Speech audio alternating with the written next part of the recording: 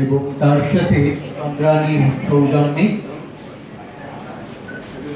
একটি উপহার তুলে দেওয়া হলো। জগন্নাথ, বলরাম, সুভদ্রা সবাই আছেন।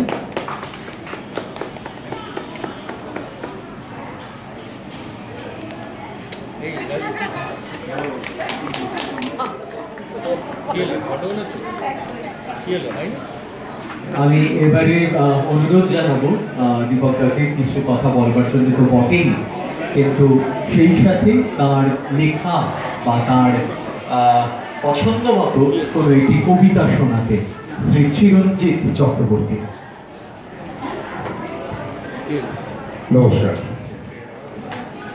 এই কৃষ্টি যে গ্রুপটা তৈরি করেছে, আমার অত্যন্ত প্রিয় একটি মেয়ে সে আমার পাশে দাঁড়িয়েছে। তো আমি সেই জন্য এখানে এসেছি, ওর জন্য এসেছি, বিশেষভাবে এসেছি। এবং যে ধরনের ট্যালেন্ট এখানে আমি দেখলাম, ও সম্মানিত হচ্ছে ট্যালেন্ট যাবে, তারা অত্যন্ত হাইলি ট্যালেন্টেড। আমি অতটা ট্যালেন্টেড নই, আমি একটু পারি করতে পারবো। তো আমার যেটা মনে হচ্ছে যে এদের দীর্ঘ জীবন কামনা করছি আমি। কৃষ্টি অনেক দূর এগোক, এই হলটা আরও অনেক বড় হয়ে যায়, লোকেদের জায়গা দেওয়ার জন্য এরকম একটু হোক, সেটা আমি চাই। এবং সবাইকে অনেক শুভেচ্ছা জানাচ্ছি যারা এখানে এসছে, ট্যালেন্টস যারা, এরকম প্রতিভা বাংলায় প্রচুর আছে, যদিও আমরা সেই সম্মানটা পাই না। কালকে একজনকে শুনছিলাম যে বাংলা থেকে অ্যাকচুয়ালি প্রায় কোনো ক্রিকেটেরই চান্স পায় না।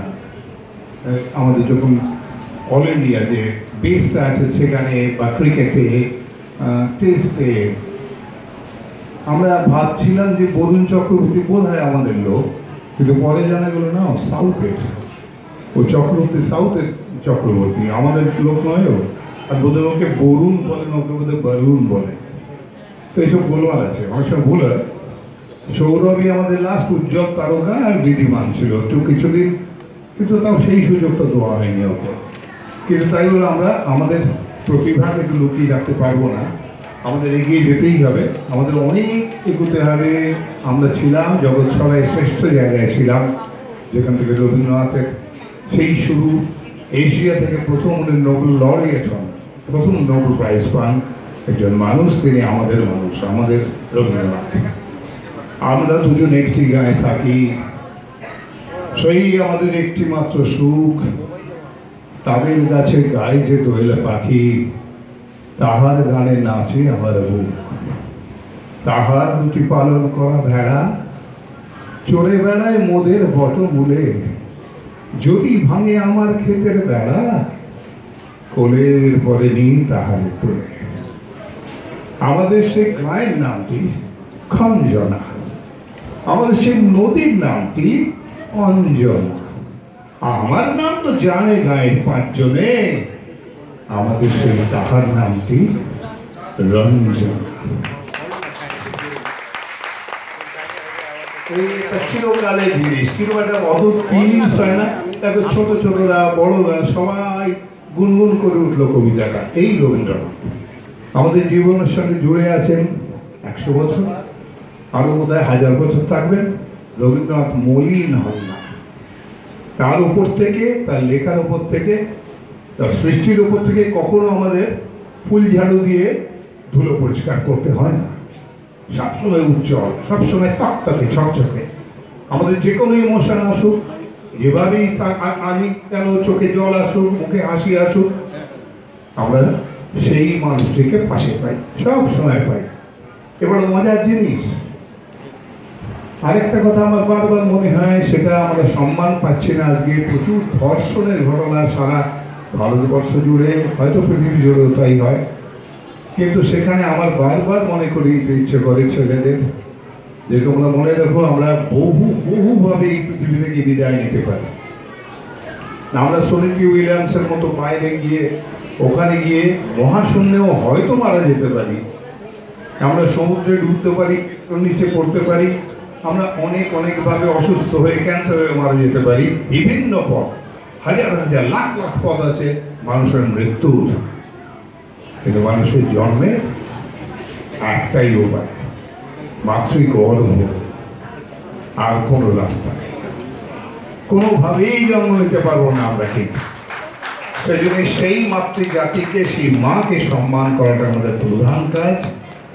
আমরা সেটা ভুলে যদি যাই, এই পৃথিবীটা উচ্ছন্নে যাবে, এটুকু বলে দিতে হবে।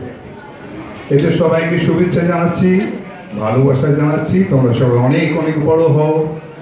আমি একটু ছবি টবি আঁকি, একটু কবিতা টবিতা লিখি, এসব করি আর কি, নানাও করি, তবে কোনোটাই খুব ভালো পারি না। আমি না সুনীল গাভাস্কার, না তেন্ডুলকার, আমি না অমিতাভ বচ্চন, না উত্তম কুমার, আমি কিছুই নই।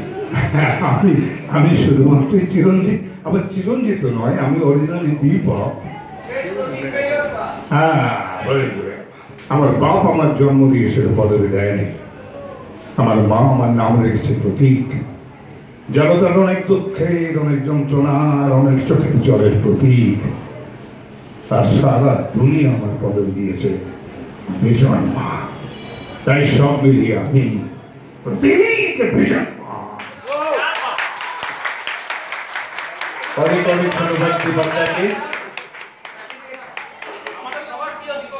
এবং আপনাদেরকে একটা কথা বলি, আপনারা কখন জানেন যে একসময় কিন্তু কলকাতা দূরদর্শনে সংবাদ পাঠক হিসেবেও কাজ করেছেন দীপকদা। একটা দীর্ঘ সময় ওখানে কাজ করেছেন এবং পরবর্তীকালে অভিনয় জগতের সাথে সংযুক্ত হবার পরেও তার নানা রকম বিষয়ের সাথে যোগাযোগ এবং চর্চা নিয়মিত থেকে গেছে। এবং যখনই অনুজ শিল্পীরা গিয়েছেন তার কাছে, তিনি কিন্তু বারে বারেই তার সহযোগিতার হাত বাড়িয়ে দিয়েছেন। তার প্রকৃষ্ট প্রমাণ আমি আমার নিজের জীবনে পেয়েছি। যে ছোট ছিল বলে আমার সঙ্গে একটা ছবিতে নাকি চান্স পাইলে ডিরেক্টর। আমি ওকে বললাম যে আমি যখন প্রথম সত্যজিৎ রায়ের বাড়িতে গেছিলাম, আমার বাবা একজন বিখ্যাত ইলাস্ট্রেটর, ছবি আঁকেন তিনি। তো ওর কাছে সত্যজিৎ রায় পুজো সংখ্যার জন্য, সন্দেশের জন্য